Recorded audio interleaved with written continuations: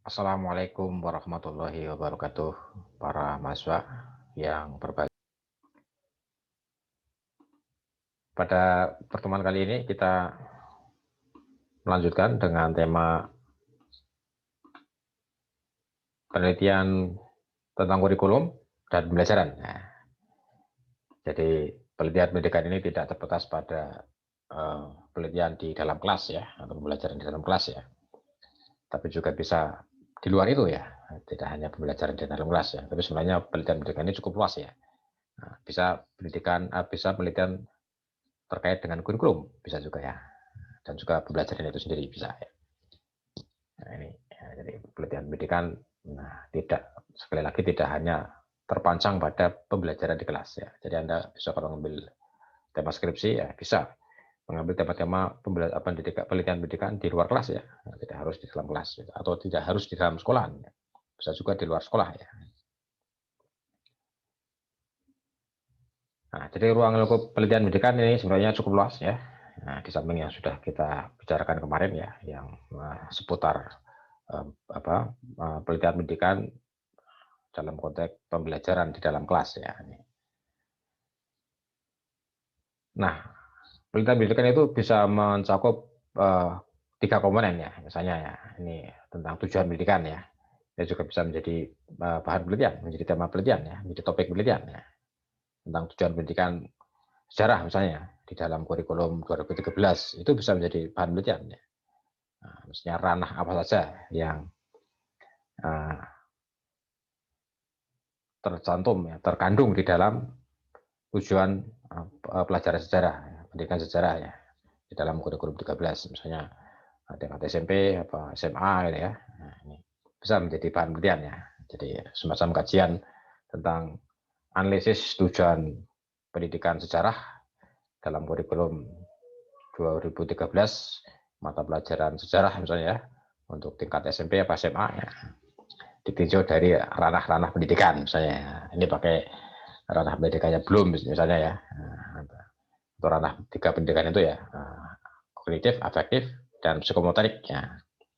Itu dari, misalnya ditinjau dari ranah itu mencakup apa saja ya tujuan pendidikan itu ya, dan mungkin akan lebih besar mana dari ranah itu ya, apa ranah kognitifnya yang besar, ranah afeksinya yang besar, atau ranah psikomotoriknya yang besar ya, atau ketiga-tiganya sudah relatif seimbang ya,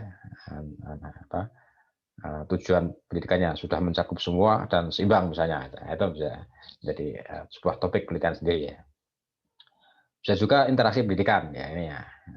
Bisa di luar kelas, bisa di dalam kelas ya, atau dalam keluarga bisa ya, di masyarakat ya. Interaksi pendidikan antara orang tua dengan anak-anak ya, antara di masyarakat misalnya antara warga masyarakat yang satu dengan yang lain ya, yang di situ ada peristiwa pendidikannya ya, ada unsur-unsur edukatifnya. Nah, itu bisa menjadi bahan penelitian ya. Di lembaga-lembaga sosial, kemasyarakatan, atau lembaga-lembaga sosial keagamaan ya, di mana di situ ada peristiwa pendidikan, bisa menjadi topik penelitian ya. Nah, ini sebenarnya luas ya. Terus juga lingkungan pendidikan ya ini. Nah, jadi tiga lingkungan pendidikan itu ya, antara sekolah, keluarga, dan masyarakat. Nah, jadi tidak hanya terpancang di lingkungan sekolah saja ya. Bisa juga penelitian pendidikan di luar sekolah ya. Bisa di keluarga, bisa di masyarakat. Nah, ini. Nah, kalau sekarang misalnya di masa pandemi ini, bagaimana interaksi pendidikan di lingkungan keluarga ya, antara orang tua dengan anak-anak ya, misalnya ya. Nah, orang tua sekarang cukup berperan besar ya dalam pendidikan anaknya di sekolah ini ya, karena pembelajaran daring ya, anak-anak belajar di sekolah. Nah, ini bagaimana interaksi pendidikan antara orang tua dengan anak-anak ya di rumah misalnya, atau di masyarakat. Saya bagaimana interaksi pendidikan di masyarakat di masa pandemi ini, ada enggak? Kalau ada, apa yang terjadi? Peristiwa pendidikan apa saja yang terjadi ya. Nah, ini. Mungkin di pengajian-pengajian ya, di banyak forum-forum ya di masyarakat ya, yang di situ ada unsur pendidikannya. Nah, bisa juga ya ini ya, dalam lingkup dasar mendidik ya, di mana situ ada peserta didik, ada siswa. Ini juga menjadi bahan penelitian ya. Ada karakteristiknya, ada kompetensinya, ada perkembangannya ya. Ini unsur peserta didik berarti ya. Ini ya bisa peserta didik ketika dalam atau di sekolah, di lingkungan sekolah, bisa di luar sekolah, bisa juga di dalam masyarakat ya. Ini bisa menjadi tema penelitian ya. Juga perbuatan didik ya, ini peristiwa pendidikan yang terjadi ya dalam pembelajaran ya, dalam pengembangan potensi, penguatan, pemahaman, pemecahan masalah ya, dan juga bimbingan siswa. Nah, ini ya, saya kira sudah cukup banyak ini ya, penelitian tentang seputar ini ya. Nah, ini juga bisa seputar kurikulum. Nah, kurikulum juga bisa menjadi tema penelitian ya bagi kita ya. Nah, dalam hal tema kurikulum ini bisa penelitian tentang teori pendidikan, bisa juga tentang teori-teori kurikulum. Nah, ini. Jadi teori-teori pendidikan kita banyak mengenal itu ya, teori-teori pendidikan dari para ahli itu.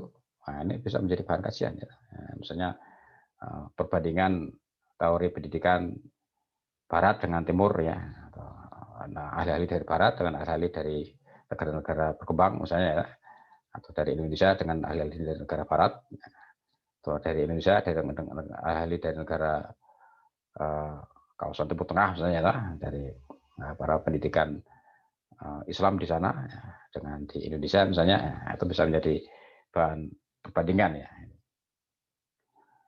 Nah, tentu kita harus menguasai dulu teori-teorinya ya, teori-teori para tokoh itu ya, para ahli-ahli itu ya. Nah, kemudian juga bisa teori-teori kurikulum. Nah, ini juga bisa menjadi objek penelitian ya, teori kurikulum yang banyak berkembang sekarang ya. Nah, itu misalnya bisa menjadi bahan perbandingan juga ya, antara kurikulum sekarang 2013 itu di situ kira-kira apa teori yang digunakan. Nah, ini dulu di mata kuliah kajian kurikulum sudah ada ya, telah kurikulum ya. Nah, itu di situ kan banyak teori-teori tentang kurikulum ya. Nah, misalnya Kurtilas ini, nah, itu teori yang banyak mewarnai ya dalam kurikulum 2013 itu apa? Nah, misalnya. Terus sebelumnya ada KTSP ya, kurikulum tingkat satu tahun pengajaran yang tahun 2006. Itu teori-teori yang banyak mewarnai kurikulum itu apa? Bisa juga kemudian dibandingkan antara kurikulum 2013, kurikulum 26 KTSP dengan kurikulum 2013. Itu membandingkan dua kurikulum yang masing-masing bisa jadi punya dasar teori yang berbeda ya. Ini kurikulum. Jadi secara umum bisa hal-hal yang sifatnya praktek dan juga bisa hal-hal yang sifatnya masih ilmuwan ya, ilmu pendidikannya. Nih, jadi ruang lingkup penelitian pendidikan ini sebenarnya cukup luas ya.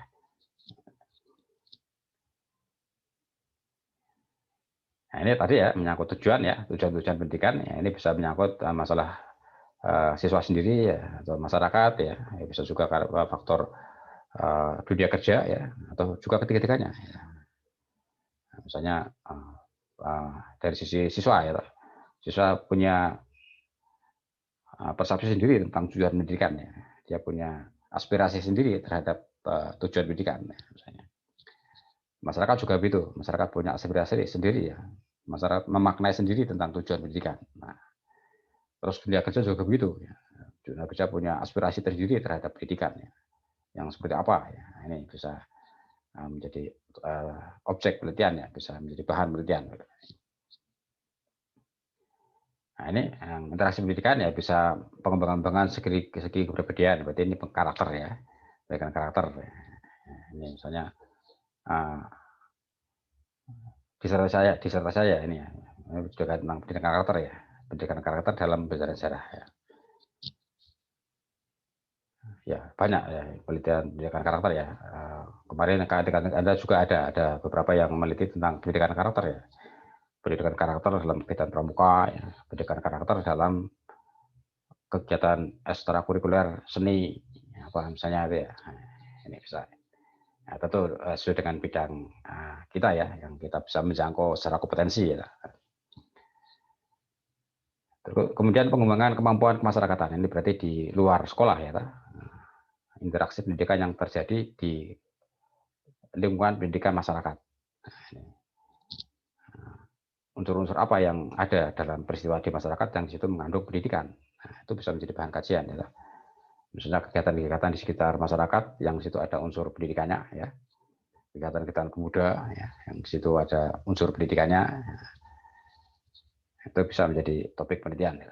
Kemudian juga pengembangan kemampuan melanjutkan studi ya, ini jadi bimbingan karir ini ya. Ini di sekolah-sekolah ya, itu juga bisa menjadi bahan penelitian pendidikan ya. Nah, di sekolah ada program-program bimbingan karir ya. Salah satunya mengarahkan agar Pak siswa bagaimana nanti setelah lulus akan melanjutkan studi bagaimana aspirasi mereka ya, bagaimana mereka menghadapi berbagai kepentingan yang juga tidak bisa dihindari ya, misalnya perbedaan aspirasi antara anak dengan orang tua ya tentang kelanjutan studi misalnya ya, kelanjutan pendidikan anaknya ya. Nah, itu juga bisa ya. Nah, nanti pada akhirnya keputusan bagaimana pengambilan keputusan, misalnya ada perbedaan aspirasi antara orang tua dengan anak ya dalam hal kelanjutan pendidikan. Nah, anaknya inginnya kuliah di perguruan tinggi umum, misalnya. Orang tuanya menginginkan anaknya melanjutkan studi di pendidikan vokasi misalnya, menerjuni dunia vokasi ya misalnya aneh. Nah, ini berarti perkembangan kemampuan untuk melanjutkan studi ya. Kemudian pengembangan kecakapan dan kesiapan untuk bekerja. Ini skill berarti ya. Pengembangan skill ya, life skill ya. Kecakapan hidup ya. Ini bagaimana? Ini juga bisa menjadi bahan penelitian ya. Pengembangan life skill ya. Bisa di sekolah ya, bisa di luar sekolah ya. Jadi unsur-unsur atau aspek-aspek atau muatan-muatan life skill ya yang terkandung di dalam proses pendidikan ya. Sejarah misalnya ada enggak unsur-unsur atau muatan-muatan pendidikan life skill ya dalam pembelajaran sejarah, ada enggak? Kalau ada apa saja, nah, itu bisa menarik ya menjadi bahan penelitian ya. Nah, kemudian lingkungan pendidikan ya tadi ini ya, ada sekolah, ada masyarakat, ada keluarga ya, ada lingkungan fisik ya, nah, lingkungan sekitar ya, lingkungan alam berarti ini ya. Kemudian ada kebudayaan ya, ada pemikiran-pemikiran pendidikan ya, dari tokoh-tokoh, ini juga bisa menjadi bahan penelitian, kajian penelitian ya. Nah, dari tokoh-tokoh klasik ya sampai modern ya, itu bisa menjadi bahan penelitian ya. Nah, bisa membandingkan dua pemikir pendidikan, ya, ahli-ahli pendidikan, ya, atau bisa menganalisis satu saja ya. Misalnya kalau pemikir di Indonesia ada Ki Hajar Dewantoro, bagaimana pemikiran pendidikan Ki Hajar Dewantoro, nah, itu bisa menjadi bahan penelitian ya. Kemudian bagaimana pemikiran pendidikan dari Muhammad Syafi'i di Sumatera Barat ya, dengan sekolahnya ya di ENS Kayu Taman, ya. Kayu Tanam ya. Nah, itu pemikiran pendidikan yang bisa menjadi bahan penelitian ya. Atau bisa membandingkan antara pemikiran pendidikan Ki Hajar Dewantoro dengan pemikiran pendidikan Muhammad Syafi'i. Ya, bisa dibandingkan. Juga keagamaan menurut saya. Jadi pendidikan keagamaan juga menjadi bahan penelitian ya. Tapi kalau tentu kita jauh ya, karena kita sejarah ya. Ya, kompetensi atau bekal yang kita miliki selama studi ya mungkin tidak sampai menjago ke sana ya. Kemudian nilai-nilai, penelitian tentang nilai-nilai. Ini juga bisa ya. Jadi nilai-nilai yang terkandung dalam setiap proses pendidikan. Apa sih yang di sana diajarkan nilai-nilainya ya. Nah, kalau sejarah ini penting, banyak ya. Sejarah itu wah kaya sekali akan nilai-nilai. Nilai-nilai yang terkandung dalam pembelajaran sejarah kuno misalnya. Ya.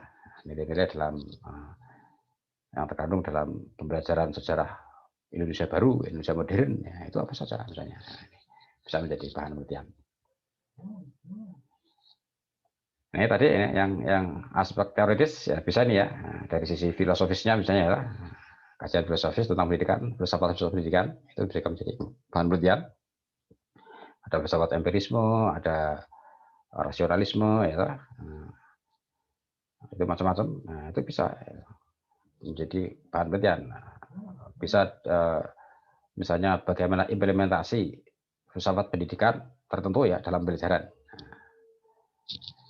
Filsafat pendidikan perennialisme Nah, jadi nilai-nilai yang di masa lalu yang kemudian ingin dikembangkan lagi, ingin dibangkitkan lagi saat ini ya, melalui filsafat perennialisme.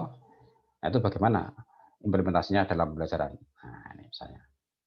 Atau konsep-konsep tentang pendidikan. Nah, ini juga ini banyak ya konsep-konsep tentang pendidikan ya.